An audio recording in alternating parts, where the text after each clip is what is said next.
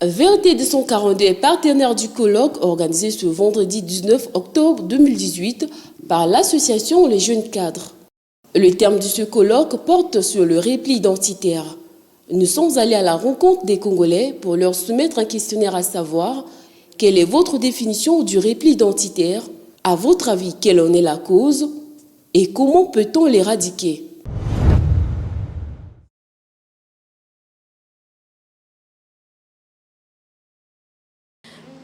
Pour moi, un repli identitaire, c'est... Je ne sais pas comment le dire. C'est peut-être des gens qui préfèrent être avec telle ethnie ou telle ethnie parce qu'ils se sont à l'aise avec.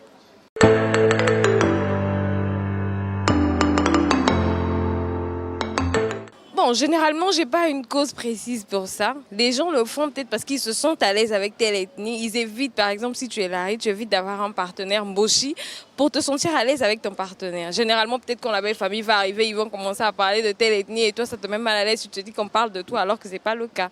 Donc, ils préfèrent être avec des gens de la même ethnie qu'eux.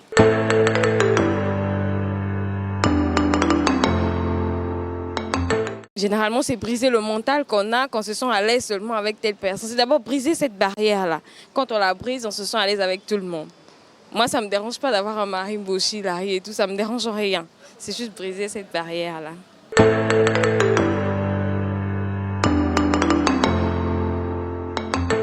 Bon, je peux définir le repli identitaire comme quelqu'un qui accorde plus de l'importance. Comment est-ce que je peux dire? Quelqu'un qui accorde plus de valeur chez ses proches d'une même région, d'une même ethnie, et méprise les autres. Voilà, c'est ça le repli identitaire.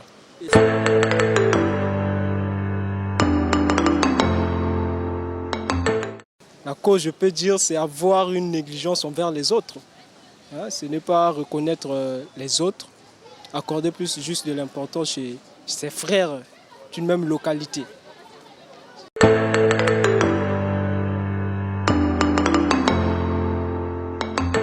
Bon, pour lutter contre ça, premièrement, on doit d'abord s'accepter tous qu'on est tous des Congolais. Que tu sois du nord, que tu sois du sud, on est tous des Congolais. On doit s'aimer parce qu'on a un seul pays que Dieu nous a donné, c'est le Congo. Pourquoi avoir des partis pris? C'est Dieu, quand il a créé le Congo, il n'a pas dit que non, vous serez tel, tel, tel, tel. Certes, il y a une différence de race, mais on est tous des Congolais. Ce qui nous unit ici, c'est le Congo, notre pays. Ça.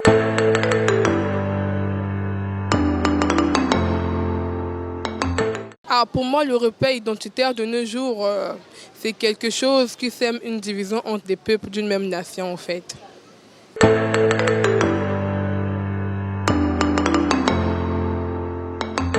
Les causes, c'est qu'au fait, il n'y a pas vraiment des causes fondamentales pour ça. Des causes fondamentaux plutôt. C'est juste que nous sommes nés dans un milieu où les choses ont déjà été établies comme ça. Des choses ont été comme ça. Donc du coup, nous qui venons après, c'est quelque chose qui est inné parce que nos arrière-grands-pères l'ont défini comme ça. Donc nous n'avons pas de choix au fait. Non, moi personnellement, ça ne me plaît pas. Parce que moi, généralement, je n'ai pas de critères pour choisir des amis parce que je suis du Sud. Je dois avoir des copains, des petits amis du Sud. Généralement, je suis du Sud, mais j'ai tendance à aimer des petits amis qui sont du Nord. Après, comme ça, je me dis, bon, si dans 2 matins, mon père, il ne voulait pas de lui, je ferais comment?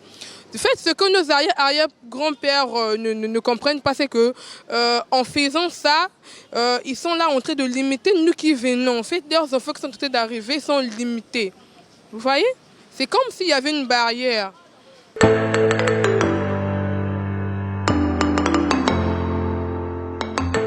Pour lutter à cela, c'est juste de ne pas trop se dire que je suis du nord, je suis du sud, je suis de l'est ou comment. C'est tout simplement dire que je suis congolais.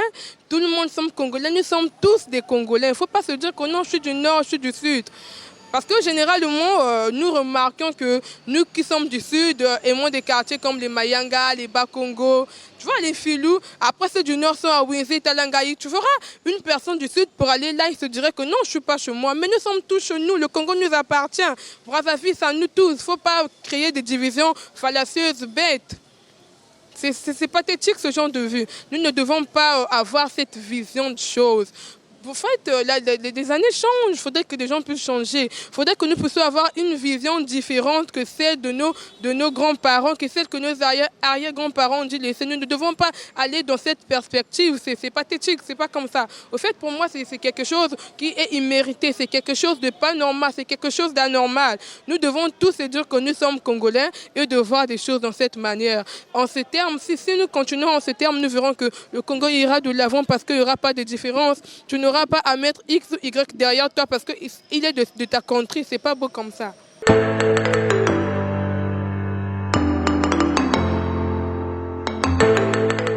Bon, mais c'est comme on l'entend, c'est-à-dire que le repli identitaire, c'est-à-dire que c'est être replié ou se reposer sur son ethnie en fait. C'est quelque chose qui n'est pas bien. Et évidemment, il y a plusieurs causes. Il y a des causes multiples qui font de sorte que qu'on parle de ce phénomène qu'on appelle le repli identitaire. Et bon, qu'est-ce que je peux dire?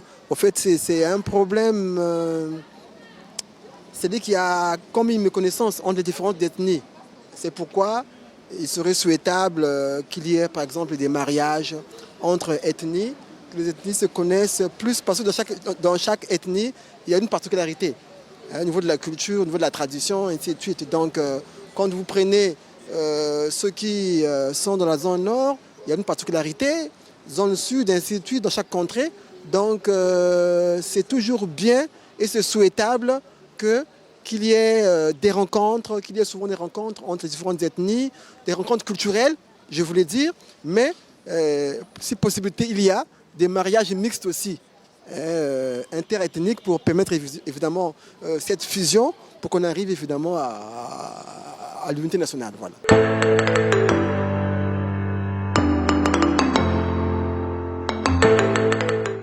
Voilà, ben en fait, le tribalisme pour moi, je le définis le plus simplement dans le sens où, pour un peu repartir à l'époque, le Congo n'a jamais vécu ça.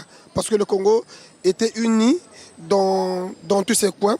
Malheureusement, je me dis, est-ce que ce n'est pas un phénomène politique? Parce que pour mon entendement, c'est un phénomène politique qui est arrivé pour nous mettre en contradiction avec nos proches frères. Et donc, du coup, je n'ai peut-être pas une définition appropriée, mais je me dis que c'est un jeu politique. Pour moi, c'est un jeu politique. Parce que j'ai comme l'impression que nous avons des gouvernants qui viennent pour leurs intérêts, mais qui profitent à nous mettre en contradiction, pour ne pas dire à nous diviser.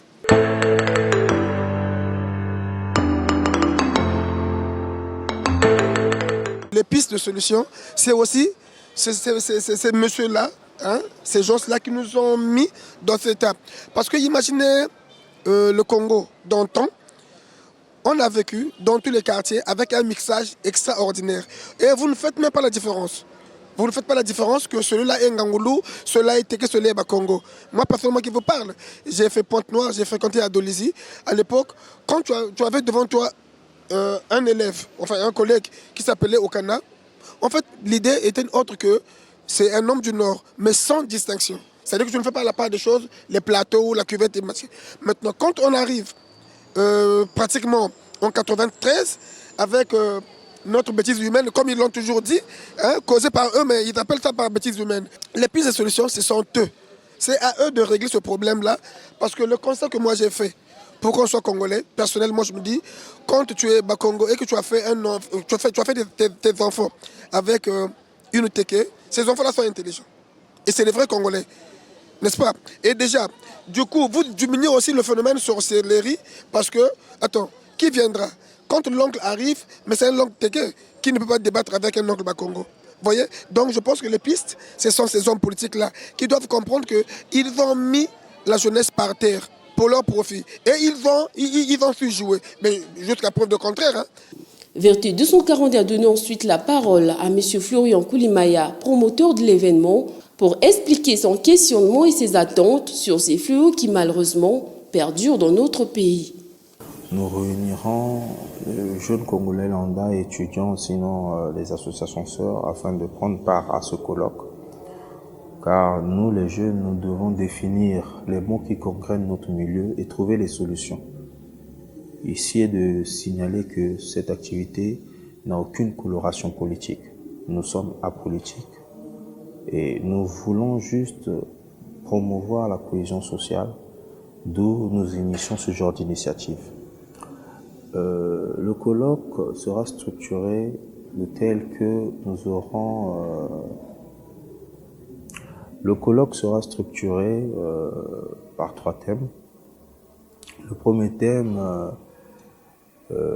est comment lutter contre le repli identitaire et quelles sont les conséquences à long terme, qui sera animé par son Excellence Monsieur Alain Akwala. Et le second thème sera porté sur la jeunesse et l'identité nationale, qui sera à son tour animé par Monsieur Wilfried Ngoyi, qui est spécialiste des questions sur l'éducation et les éthiques. Et après, le dernier thème, donc le troisième thème, sera porté sur l'expérience rwandaise. Nous avons voulu que le Rwanda, ou disons l'ambassadeur du Rwanda, puisse nous partager l'expérience du Rwanda, car nous savons tous que le génocide du Rwanda a eu comme base le repli identitaire, les Tutsis et les Hutus. Qu'il puisse, il nous évoquera la genèse de ce génocide et nous expliquera ce que cela a semé dans leur pays. C'est vrai que c'est douloureux, mais il faut qu'on puisse le savoir, afin que nous puissions éviter que cela nous arrive un jour. Peut-être pas à notre génération, mais peut-être les générations futures. Chers concitoyens, chers frères jeunes, nous appelons tous ceux qui rejettent le repli sur soi, l'intolérance, le favoritisme, le clanisme, le népotisme, le tribalisme, le repli identitaire, à participer à cette activité, car nous sommes les seuls à pouvoir sortir des mots qui gangrènent notre milieu. Nous sommes les seuls à prendre des décisions, à dire non. Si vous partagez cette pensée, participez à ce colloque, car, comme je l'ai dit tantôt, un seul doigt ne peut pas nettoyer tout un visage.